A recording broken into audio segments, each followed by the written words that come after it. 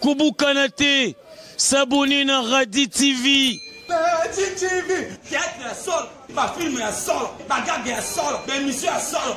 Radi TV. Ma amoisa. C'est Manuel. On a balangué sur Radi Télévision, topis bonjour. Tout na basango oyo tali leki na biso Rita Musambo oyo tolobaki. Rita Musambo aza na zemete. Yango apesi bino ba congolais to ba congolais nyonso sika bozali. Ba mbote pe apesi bino rendez-vous le 25. Boyo kana Rita Musambo oyo aye liboso na bino. Kande tolobaka basango na biso.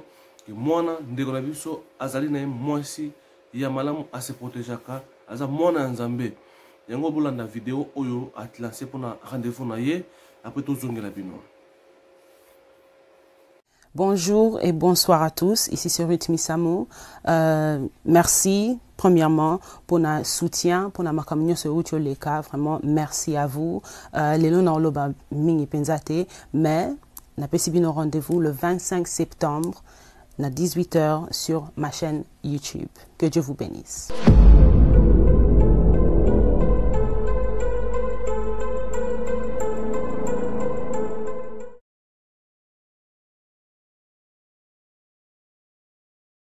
Bande na biso congolais, j'espère bolandi message ya Rita Musambo eza ba photo oyo eza lobby bomoni yango ke aza na zemete aza mwasi oyo ase respectaka yango olatina ya émission oyo to salile bino po mona keno ndeko na biso mwana biso azali malamu ayebi ko se protéger aza bien pe aza na respect na likambo oyo pasaki na église mona ki entre Denise et moi c'est président Denise na Olive Lembe bino to bomona ki yango ndenge et c'est pas ça qui est juste signe de reconnaissance entre Kulutu na leki na entre première dame honoraire na première dame oyo actuelle et ça là on likambo ya gravité mais comme biso ba congolais to comme ça on yo makambo ya grave en tout cas et ça là on likambo ya gravité c'est juste salutation normale mais congolais a commis un problème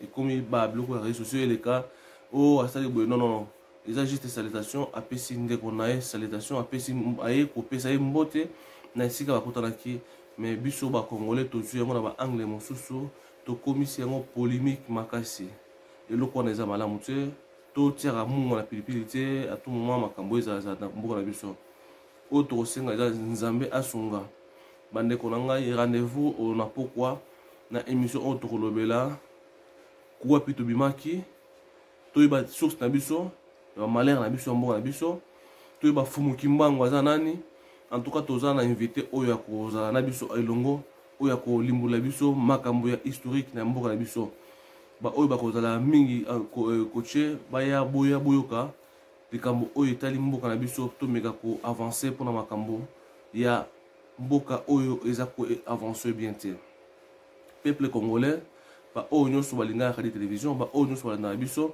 toza pour ça to kutana na pourquoi pour un rendez-vous wana Rita Musambo yo wana bomoni tolobaki aza na zemité to pesa conseil ba tout ba eba ko pesa ba au respect na ba famille na foyer ba tout batika biloba loba parce que eza bien te yango to mekaki ko éclaircir subino na kati ya live o to salimo flash info et pour la sabino que non bolanda ye na oyo apesi rendez-vous oyo bino tout bozar quand même intéressé pour que na rendez-vous na le 25 oyo apesi septembre bino tout se présenter place na pour bokina au studio de bino boyo kama loba oyo koloba po ebisa mutunyo so makambo na ye azana ngwa.